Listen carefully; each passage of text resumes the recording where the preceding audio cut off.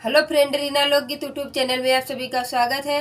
जितने हमारे भाई बहन, हमारे माताएं, सभी लोग से रिक्वेस्ट है कि हमारे वीडियो को फुल वॉच करके आप लोग देखना। मैं एक देवी गीत गाने जा रही हूँ, आप लोग दिल लगा के मन लगा के सुनना है देवी गीत मेरी। और जब पसंद आए तो कमेंट बॉक्स में ज़रूर बताना प्लीज़ मेरे ये गीत आप लोग को कैसे लगी।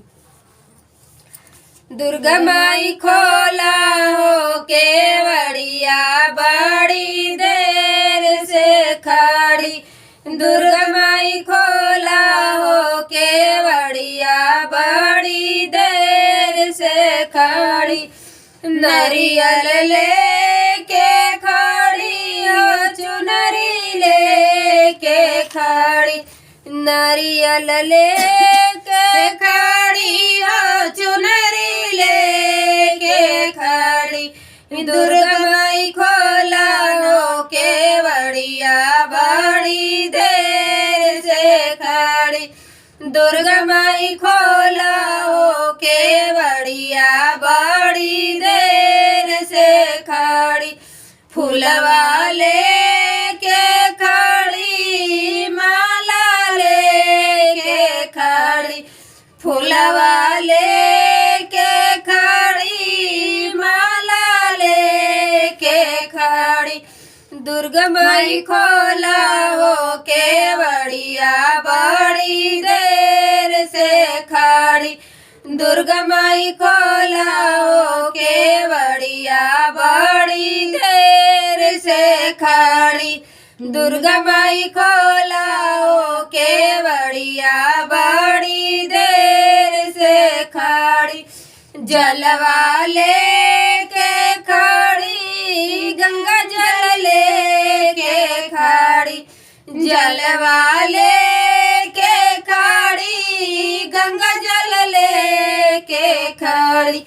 दुर्गा माई खोला हो केवड़िया, बड़ी देर से खड़ी। दुर्गा माई खोला हो केवड़िया, बड़ी देर से खड़ी।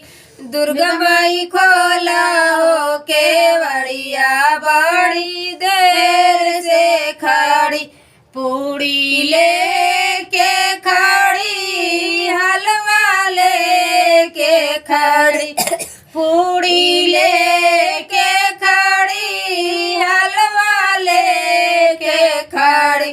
दुर्गा माई खोला हो केवड़िया, बड़ी देर से खड़ी। दुर्गा माई खोला हो केवड़िया, बड़ी देर से खड़ी।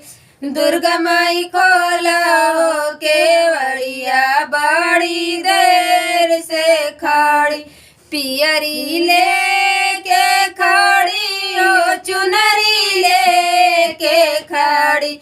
पियरी लेके खड़ी हो, चुनरी लेके खड़ी।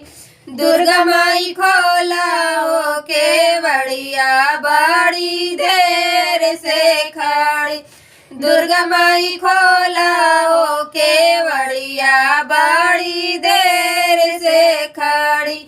दुर्गा माई खोला हो केवड़िया, बड़ी देर से खड़ी।